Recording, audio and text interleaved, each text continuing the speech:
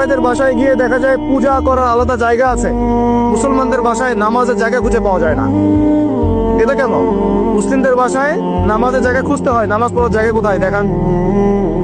বাসা বানাচ্ছেন 5 তলা 10 তলা, এগুলোর সামনে কবরস্থান হবে, কারণ ভূমিকম্প আসতেছে, আগেই বলছি।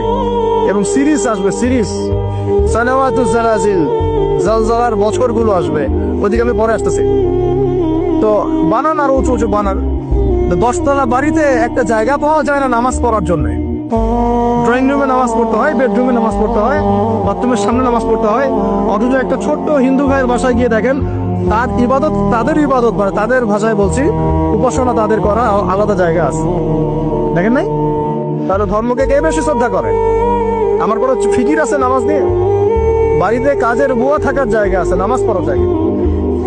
বাড়িতে গোডাউন আছে, গোডাউন রাখার জায়গা। বাড়িতে টয়লেট আছে, 5টা 6টা টয়লেট, সব ইংলিশ, নামাজের জায়গা নেই।